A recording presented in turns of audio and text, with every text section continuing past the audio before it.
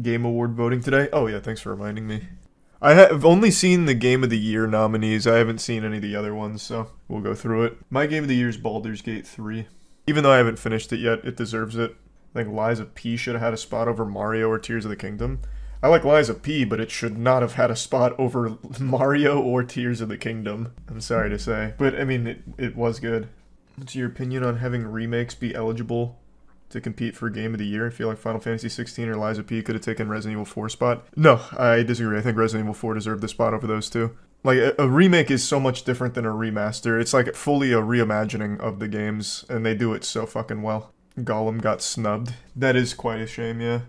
Didn't you hate Final Fantasy 16? No, not at all. I loved everything about Final Fantasy 16 except the absolutely awful level design and the brutally monotonous main quest line objectives that were just the same thing over and over and over again.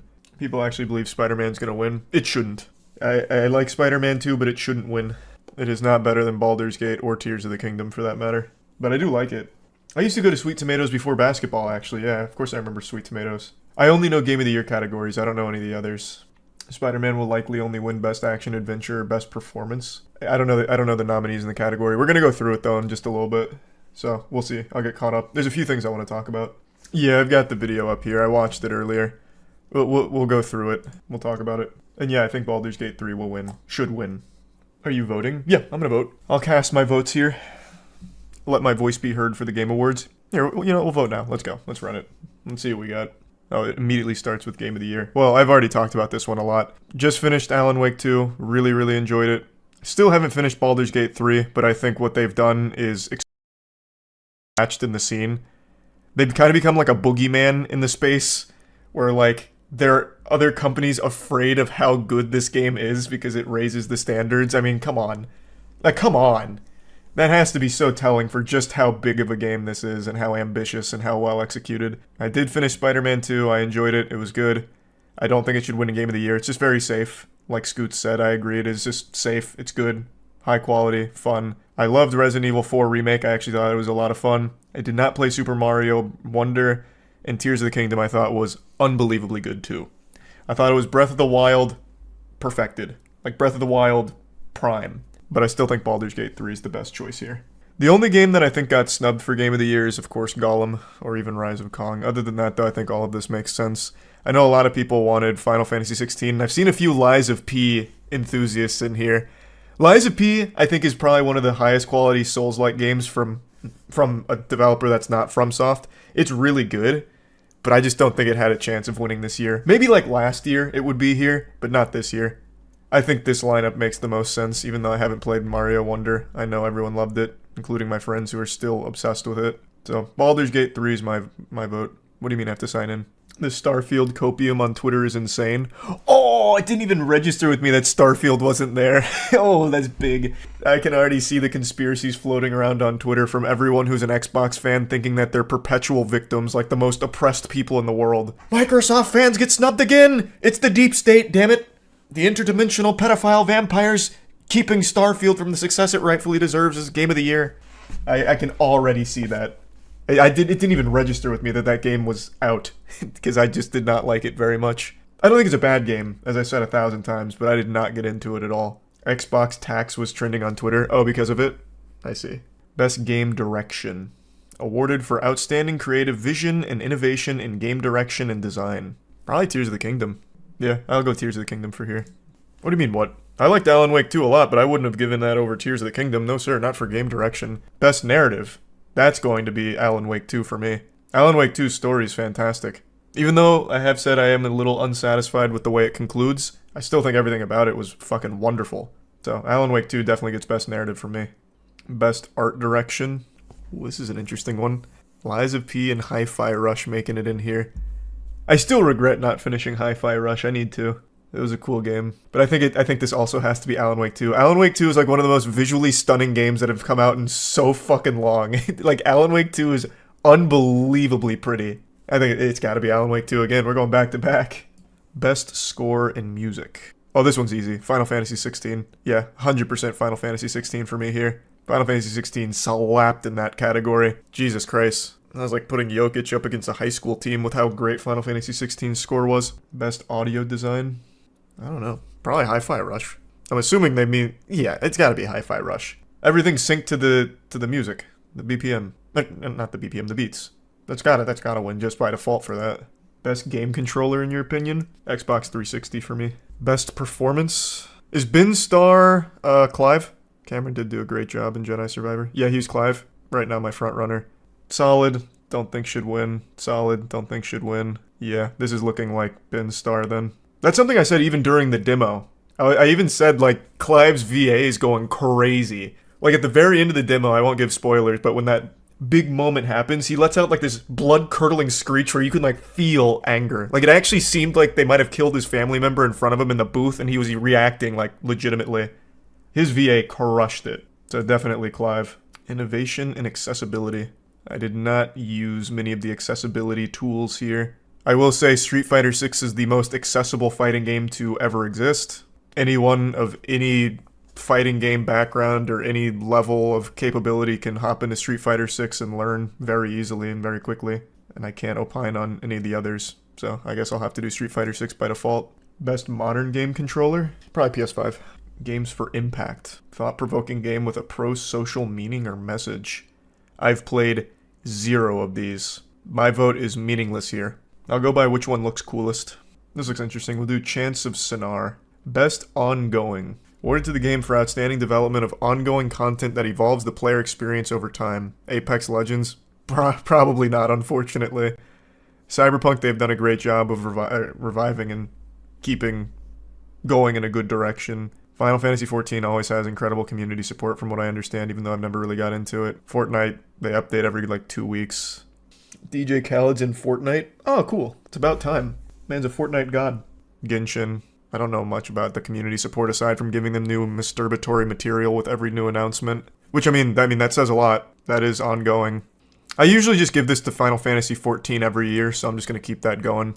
Best community support. Recognizing a game for outstanding community support, transparency, responsiveness, inclusion of social media activity, and game updates and patches. Is this a joke? Destiny 2? Why is that here? What is that doing here? This must be like a mistake, like a glitch or something. It was probably nominated for another category, like worst DLC. Worst expansion with Lightfall. Why the fuck would this be here for community support? One of the biggest criticisms against Destiny 2 is how bad they are with the community and engaging with them and delivering meaningful content that the community wants them to do. And every statement they make continues to dig them a deeper and deeper hole. This should not even be in the category. That is awful. That is terrible. Does No Man's Sky continue to get updated? I know they made like huge strides, but is it still active? I don't know. Again, Final Fantasy XIV is very well known for that. Cyberpunk did the impossible and really brought it back from the brink. Baldur's Gate, I don't know how often they update it, but I do see that the updates they're planning are really pretty big. I just don't know how frequent that is. Yeah, actually, to be honest, you're making a good point, Butter. Destiny should be replaced by Halo Infinite. I'm not even memeing. 343, after they like cleaned house, I guess, when they fucking fired half the staff or whatever, got their act together, and they have turned that game around.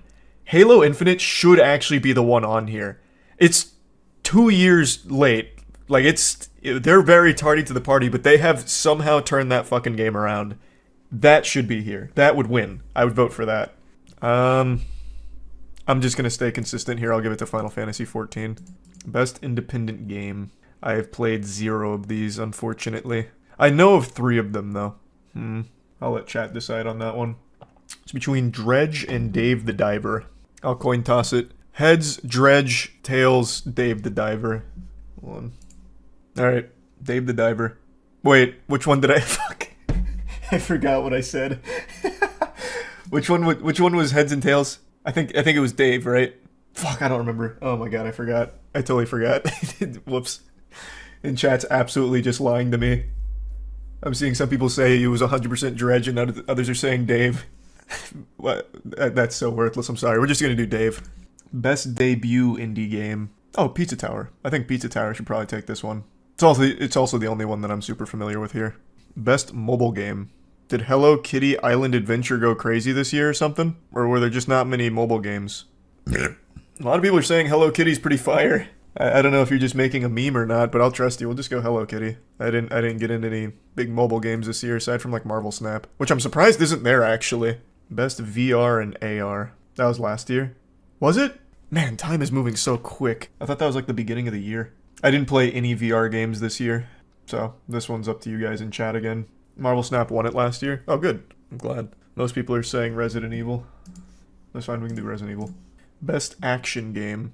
Ooh, this is a very competitive category. I did not like Dead Island 2, so that's immediately crossed off for me. Armored Core 6 was good. I still didn't finish that one either, actually. Fuck. Ghost Runner 2, fucking banger. Plus the God Slap collab. I mean, we're getting a little biased here. For those that don't know, there is God Slap in the game. And you could, well, it's too late now, but you could have won a katana if you found all of the God Slap Easter eggs. Hi-Fi Rush was a banger. Remnant 2, also super good. Remnant 2 is surprisingly good. Like, very good. Me, Matt, and Danny got super into it. For me, it's between Ghost Runner 2 and Remnant 2. I gotta go Ghost Runner 2. I just have to. And not just because God Slap is present in it. You would say Hi-Fi Rush if you beat it. Hey, maybe I would've. And maybe in a different timeline I did. But that's not this one, brother. Best action adventure. Alan Wake, Spider-Man, Resident Evil, Jedi Survivor, and Tears of the Kingdom. For me, between Tears of the Kingdom and Spider-Man, probably Tears of the Kingdom. I think Tears of the Kingdom's still just more fun. I'm going Tears of the Kingdom. Best RPG. Ooh, Lies of Peace here. Oh, and Starfield got nominated. It's not getting my vote, but good to see ya. This one's gonna be Lies of P. I'm happy to see Lies of P get so much like love here. That's a lot of recognition. They did a great job with it. They really did. I am thoroughly impressed. What do you mean, what? Oh, I'm sorry, I didn't even see Baldur's Gate. Oh, I see now why chat was question marking. My eyes immediately went to Lies of P and Starfield. I didn't even look to the far left. I was like, oh, cool, Lies of P's here. I see. Yeah, no, it's got to be Baldur's Gate. You know, actually, I should have just committed to Lies of P at that point. Lies of P wins. Best fighting. Didn't play God of Rock. Mortal Kombat 1's good. I haven't been grinding it, though. I labbed Raiden a little bit and then stopped. Haven't played All-Star Brawl 2. Didn't play this. I think Street Fighter 6. Most accessible fighting game to ever come out. It's super fun. Yeah, I think Street Fighter 6 takes this for me. Yeah, I know No Man's Sky has incredible community support. I just didn't know how frequent it was. Best family. I haven't played any of these. I probably have to give this one to Mario, though. Everyone that played Mario that I know loved it, and still loves it, like, actively. Chat seems to love Pikmin 4, though. You guys are really big Pikmin fans, I guess. You guys can vote for Pikmin. I'm gonna go Mario. None of my friends have talked about Pikmin, but they won't shut the fuck up about Mario. We had, like, an entire podcast episode dedicated to that game. Best sim strategy game. I played 0 of these. Didn't City Skyline 2 kind of fumble a bit? I saw a lot of people complaining about it, which is a shame, because I really liked the first City Skyline. It just runs like ass. Yeah, it's just terrible optimization. Okay. Well, yeah, that shouldn't be forgiven so easily. I'll give it to Pikmin. All you guys really like Pikmin, so I'll toss my vote over there since I didn't play any of them. Best sports and racing game. Again, I've played none of these. I think just Forza. Everyone loves Forza, right? How good was Hot Wheels Unleashed 2 Turbocharged? Is this just like a drought of sports games this year? So they had to throw this in, or is this game like good? It's like actually good? Oh, okay. Hey, I can give it to Hot Wheels. Fuck it. We'll throw a little curveball in here. We'll do Hot Wheels. I used to love Acceleracers when they made that show. Best multiplayer. Oh, I love watching Baldur's Gate content, but me playing it solo, I can't opine on how it is to play with friends, unfortunately. But I already know it's great. Definitely not Diablo 4. Out of these, the only one that I've actively played the multiplayer of is Street Fighter 6. Diablo 4 I also went through solo. Didn't play Party Animals and still haven't played that, so it's gotta be Street Fighter for me. Best adaptation. Oh, this is an interesting category. This is kind of a stacked one. Still haven't watched the new Castlevania yet. Gran Turismo was surprisingly good. Like, it was... Conceptually, I didn't think something like that would work. Neil Blomkamp made it work. That was good. Last of Us show, also a banger. Mario movie, banger. And this is the biggest surprise of the fucking year. I bet almost all of you wrote Twisted Metal off like I did. I even made a whole video laughing at how awful the promotional material was. The show is great. Like, the show is good. It shouldn't win here by any means, but the fact that it's nominated, it makes me happy to see. Because it's, like, actually good. I don't know how they pulled it off, but it was fun. Like, it's not like an amazing show or anything. Like, it's not going to beat any of these, but it is good. Way better than it had any right to be. I think I'll have to give this one The Last of Us. Yeah, I'm gonna give it to Last of Us. Most anticipated game: Final Fantasy VII Rebirth, Hades 2, Like a Dragon, Star Wars Outlaws, and Tekken 8. For me, it's Hades 2. I love Final Fantasy VII Remake, but Hades 2, shit.